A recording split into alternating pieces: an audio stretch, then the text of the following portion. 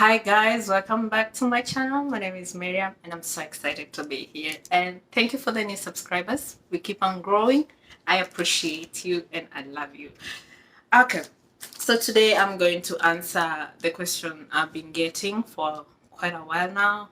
How much the whole process cost me to coming here. So my situation is different because uh, so I applied in 2018 and the results came out in 2019. And yes, I did all the process and process in 2018 and I was waiting for my interview date in 2020, and then the COVID came and things got mixed up because some things I already paid for them. For example, like medical, I had already gone for my first medical, but because of COVID, my interview was cancelled, so I had to go for another medical. So like I paid my medical twice, and yeah, so my process was different. It took 2 years, 2019, 2020, and I came to America in 2021. So it's different. But for now, because things are coming to normal, things are going to go back normally. And the DV 2020, most people didn't get their visas. Most people didn't, they still haven't come, like they're still not here. I know like some people their case numbers were lower than mine. I was in the 25,000, 25. I was in the 25,000. I can't remember the other one. So like there's some people who had lower case numbers like 13,000, and they were like 19,000, 13,000, and they didn't get a chance to go for a second, like they didn't get a chance to get their visas because like for me to get an interview, I had to email the embassy. Like I called them a lot and I emailed them a lot. And I guess with God, that was possible. Like they emailed me back my date of interview and stuff. Okay, so let's start. So this year 2020, like when you're applying for green card, like they're not asking for the passport like the previous year. So this year is like it's like the same as the year like when I applied, because when I applied I didn't have a passport, so I applied, and then like when I got selected in 2019, when I got the results, that's when I applied for my passport. And at that time my passport when I applied for my passport, so now I'm going to give you that. Like when I applied for my passport, like I paid about 8,000, and because I didn't know how to apply for it, I got help. And passports 8,000, and the help I got was 600. Like paying for the person who helped me apply was 600. I know sometimes it's less, but I applied in town, CBD, so that place is expensive. And so the help I got, I applied for 600. The passport was 8,000. And when you're applying for passport, you have to have like a KRA pin. That was 300. So passport was 8,000, and then I paid 600 for the help, and then the KRA pin I paid for 300. So when yeah, results came out in May, and I didn't have the money at the time, so I applied for my passport in June, and I paid, yeah. In July, like my passport took about a whole month, 4 weeks. In July, it came out, and that's when I applied for DS260. And because I didn't know anything about green card, I also had help answering the DS260. Now, the DS260, you can do it by yourself, but if you have no idea how to go about it, yeah, well, that's why like I had help and I paid for it. So the guy that helped me, I paid like 2,000. Yeah, that's a lot because like when I started getting my radar, when I started like understanding everything, I was like, man, this thing is easy. I could do it myself. But then, everything, if you don't know, you have to pay for it. So I paid for DS260 2,000, but it's free. And then after DS260, I applied DS260 in July, I stayed for August, September, October, November. In November, KCC, the Kenya Consular Kentucky Consul, whatever, the KCC for the consular, they emailed me to send the documents.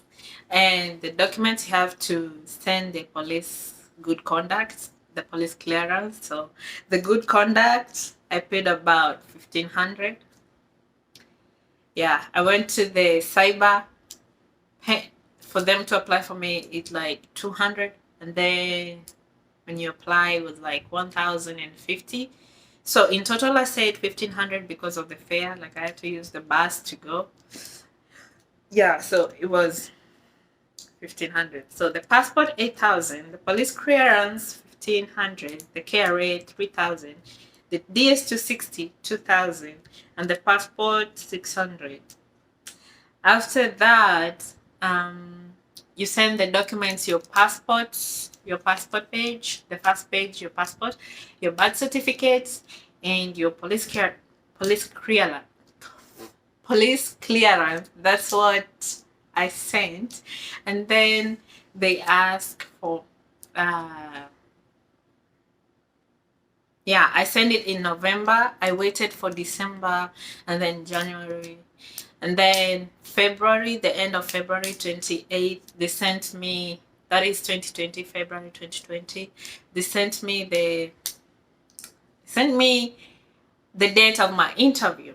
So if you get a date, you have to book an appointment to go for medical, and also send your results, your KCC results, to the embassy. So in March, so February 28th, then go to March. So on March 3rd, I booked a medical.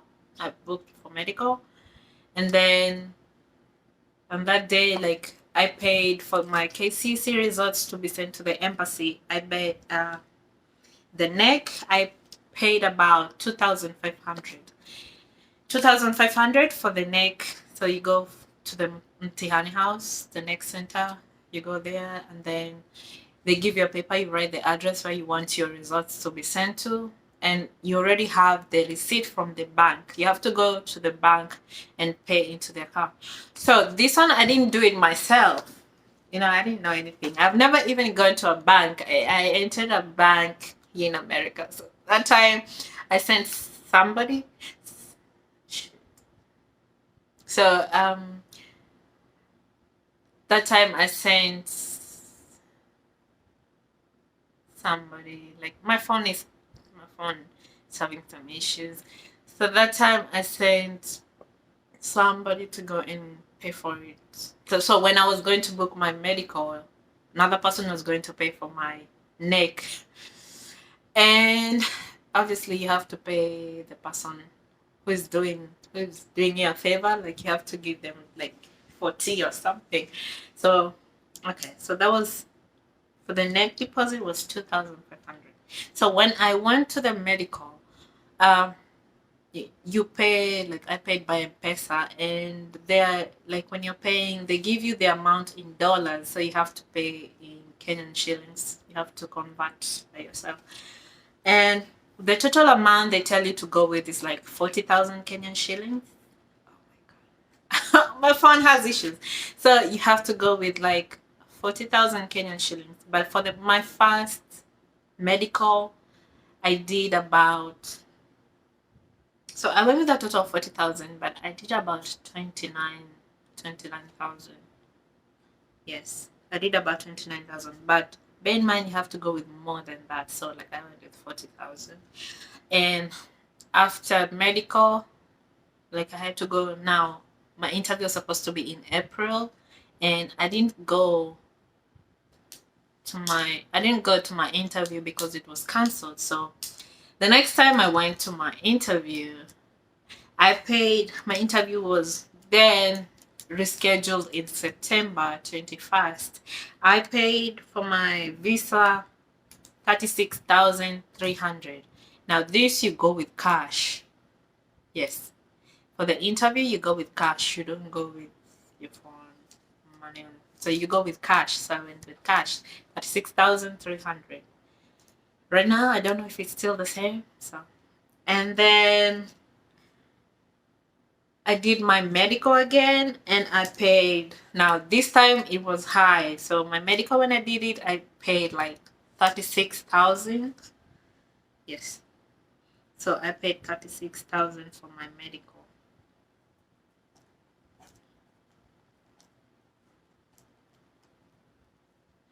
And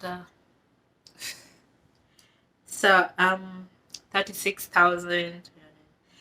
After that, now when you get your, I got my visa in October. No, the end of September or in October. In October, in the end of September, I think. And then I paid. Now they give you a paper. They tell you to pay for your green card when you come to America or before. For me, I paid before, and I paid about 25,000. And I paid also for my flight a total of, like, the range was about 100,000.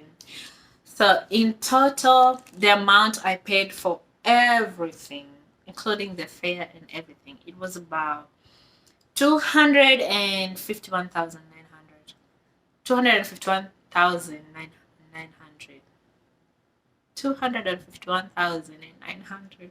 So that was the total. And yeah, I know there's some things I've left out, like the fare. Like I use Uber a lot, and yeah, and like the food, when you go someplace you have to eat. So the total that. So this is for like a single person.